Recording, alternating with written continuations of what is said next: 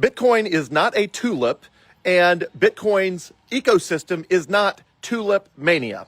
Why do I say this? Well, because an especially ignorant and uninformed writer for Bloomberg wrote an article yesterday comparing Bitcoin and saying, does it have value? Do we even know? Could it be like the tulip mania?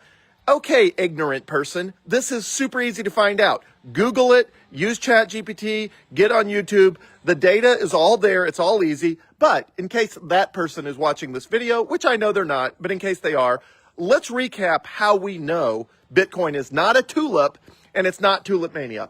First of all, we don't have to speculate whether Bitcoin might be valuable or whether it might lose all of its value. Remember, we're investing here based on first principles. The first principles is that barter does not work in a modern economy, and so humans are going to use something as money. What are their options? Fiat currencies, which are called fiat currencies because they're made up by governments, by fiat, by dictate. The government just makes up the currency and says it has value. Or we could use precious metals, or we could use Bitcoin. Those are really the big options. So let's call it gold, Bitcoin, and fiat currency. So let's throw tulips in there, since this ignorant writer does not have the brain power to use ChatGPT to ask simple questions. In fact, all this person had to do is feed their own article into ChatGPT and say, does this make any sense? And it would have told them it makes no sense, but I don't know. Maybe they don't know how to use ChatGPT. Come on, how ridiculous is this? Okay, so we are going to use something as money in a modern economy. Everybody agrees on that. I've never encountered a single person who disagrees that we are going to use money in a modern economy. Okay, so what are we going to use as money? Well, actually, everyone pretty much agrees what the attributes of a good money are. A good money is divisible, durable, portable, authenticatable, scarce, and fungible. Sorry, here, the dog is distracting me. So I'll say them again. Divisible, durable, portable, fungible, authenticatable, and scarce. Those are the 6 attributes of a good money. You can pull that list straight out of the Fidelity Bitcoin First Revisited report, and Fidelity gives you a nice little chart comparing Bitcoin, fiat currencies, and gold, and it says here are the attributes of a good money: divisible, durable, portable, fungible, authenticatable, and scarce. Okay, so how are we still comparing Bitcoin to tulips in the year 2025? How ignorant do you have to be to make that comparison? So first of all, let's compare tulips to the criteria. So tulips or tulip bulbs. In this case, people, when they say tulips, they typically refer to tulip bulbs, and they're referring to the tulip mania, I think, which happened in the 1600s, I think it was. Okay, so are tulips divisible? Are they still valuable if you cut the bulb in multiple pieces and then try to grow a tulip with just a fraction of the bulb? No. They are not divisible. So a tulip bulb is not divisible. You can't use tulips as money. They're not divisible. Are they durable? Can they hold their value, without deteriorating over years or decades? No, they rot. A tulip bulb goes bad. So not durable, not divisible. Are they portable? Well, not in large quantities. If you want to move $1 billion of tulip bulbs, what? That's like a cargo ship? I mean, give me a break. It's not portable. You can't send a tulip bulb over the internet. Okay, what about authenticatable? Can an average person eyeball a tulip bulb and figure out how much value it has and how rare or exotic a tulip it might grow? No. Same problem with gold. It's really hard to tell what is real gold and what is not real gold. So they're not verifiable. What about fungible? Fungible means all of the units are the same, which is why diamonds are bad money, because all the diamonds are different. So you can't really say, hey, I'll trade a loaf of bread for a diamond, because the question is, how big, how pure? The diamonds have like the 4 C's or 4 D's, I don't know, characteristics of clarity and cut and, carats, how big they are, all that sort of stuff. So no. So tulip bulbs are not fungible.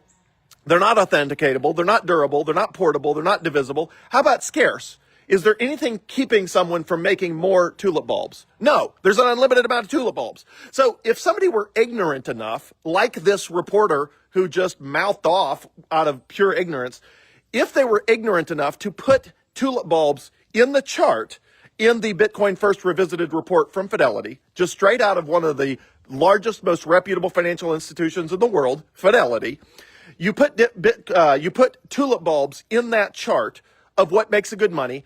Tulips fail all of the categories, like categorically. Tulips are horrible money. So is it a surprise that the tulip mania of the 1600s crashed when everybody was speculating on tulips and how much more valuable tulips might be than they were yesterday? No, of course that was going to crash because the intrinsic value of a tulip is a flower. It is not a viable money. It is not divisible, portable, durable, fungible, authenticatable, and scarce. Tulips are not that. So why in the year 2025 are ignorant people writing reports comparing Bitcoin to a tulip? For a couple reasons. One, this person's a big fan of gold, and they don't want there to be a competitor to gold. So they have spent zero intellectual energy understanding whether Bitcoin could be a competitor to gold, because they've already decided that they like gold and spoke favorably about it in the article. And so they don't want to use any brain power to figure out if Bitcoin could outcompete gold, which it will, because Bitcoin has superior monetary properties. By comparison, gold does have some good properties. It is relatively scarce, not compared to Bitcoin. You can always dig up more gold out of the ground, but compared to most things, gold is relatively scarce, and it's durable as well. You can't really destroy gold. It doesn't like just go away. You can throw it in the bottom of the ocean where you can't find it anymore, but you're not going to like destroy it in a fire or something like that.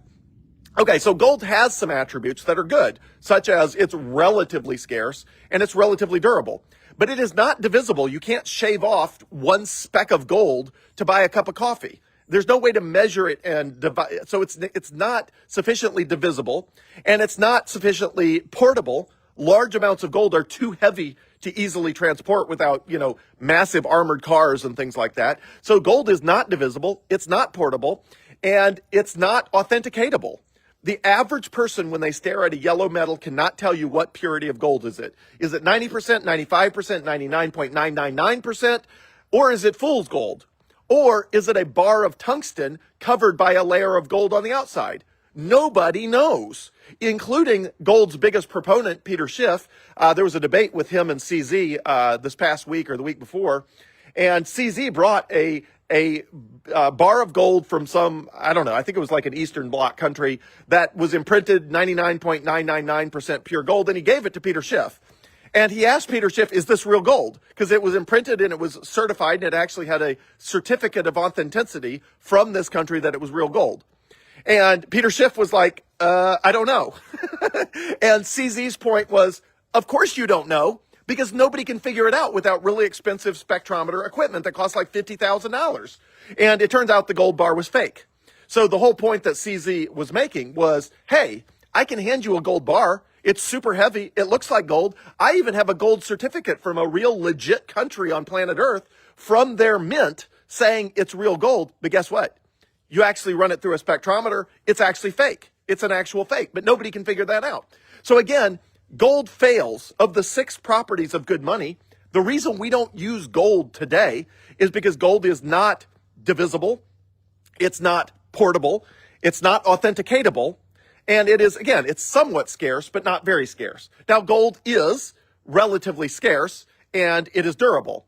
Let's see, there was one other attribute of gold. So, divisible, durable, portable, authenticatable, fungible. Oh, gold is fungible. 1 unit of gold, an ounce of pure gold, is the same as another ounce of pure gold. So it is fungible. So it's not that gold doesn't have 2 or 3 viable qualities, but it is not divisible, it is not portable, and it's not authenticatable. You cannot send gold over the internet. You can't send a tulip bulb over the internet either. So any comparison of Bitcoin to tulips is just stupid, frankly. In fact, it's so stupid that I did an entire debate on this topic, which you can go watch at bitcoinbubblemyth.com. I put up an entire website at bitcoinbubblemyth.com, M-Y-T-H, bitcoinbubblemyth.com. And you can see the whole debate. Or my side of the debate. I only had licensing rights to, publish my stuff. But anyway, I put up my side of the debate, and I also put up an entire PowerPoint presentation. And you can go watch the whole thing and look at how completely stupid it is that people compare Bitcoin to tulips. But again, go download the Fidelity Report, Bitcoin First Revisited. Go look at the chart that compares fiat currencies, gold, and Bitcoin. Go think about whether tulip bulbs meet any of those criteria. They do not. And then go ask yourself, how ignorant do you have to be a commentator at Bloomberg to still be comparing Bitcoin to tulip bulbs when the criteria of a good money has been out there forever. And ChatGPT would have told this author that it was an ignorant story. It's an ignorant story. ChatGPT could tell you that. Google could tell you that. Watching a few YouTube videos could tell you that. You can even type in, is Bitcoin a bubble? You'll probably find my website, bitcoinbubblemyth.com, which will tell you it's not a bubble, and comparing it to tulips is stupid. So here we go again. Literally yesterday, Bloomberg, some random person mouthing off. This has been the same thing since 2010. Bitcoin was launched in 2009. By 2010, there were negative articles saying it was tulip mania and it was a tulip bubble and it was going to zero and blah, blah, blah. All those people have been wrong. In fact, there's entire websites dedicated to Bitcoin death proclamations. Anyway, so you can go and something like 500 times various news articles, organizations, or individuals have says Bitcoin is dead, time to move on. And they've been saying Bitcoin is dead, time to move on since Bitcoin was like $1. And here, 100,000 times more value than 90 cents, ignorant people at Bloomberg are still saying, you know, it might be a tulip. We just don't know. Seriously, we don't know. We don't know the properties of a good money. We've known the properties of a good money for thousands of years. And the reason the US dollar, we even use the US dollar, is because it's more divisible, portable, and authenticatable than gold. It's not scarce.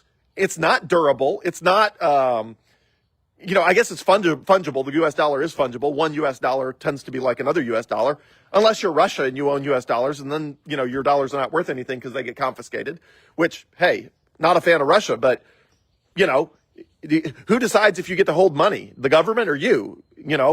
Do you really want a money that the government on a whim can take away from you and say you don't own it anymore? So we've known the attributes of a good money for thousands of years, except this random person at Bloomberg is still too ignorant to do any research to figure out what are the attributes of a good money.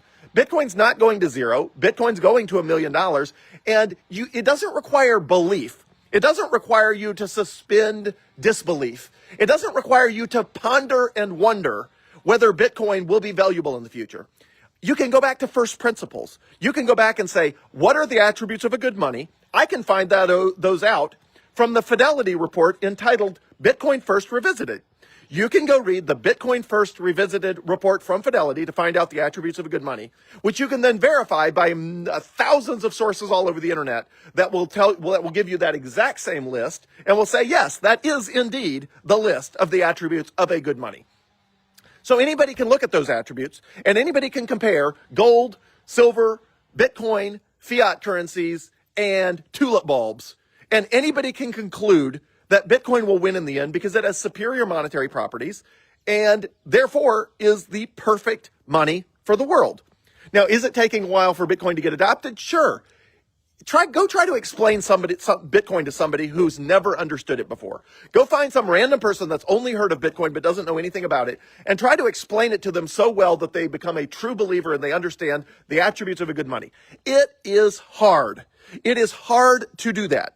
And because it is hard to do that, it takes time for Bitcoin to be adopted worldwide because 8 billion people have to understand the attributes of a good money and why Bitcoin is better. And that process of understanding is steadily marching onward, but it takes time.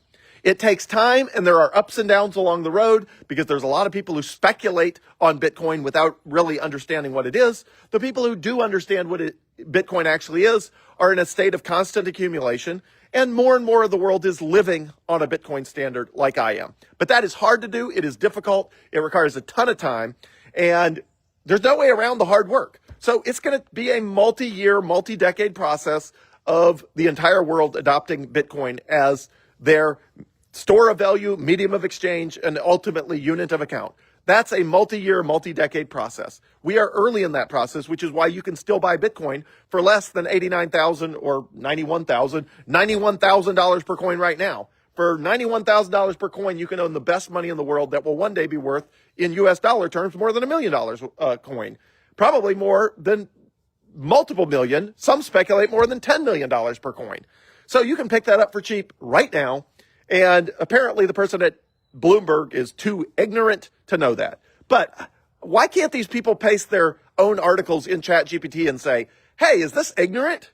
Because ChatGPT would say, yeah, this is ignorant. Like, you're kind of missing the whole point of Bitcoin. It's not that hard.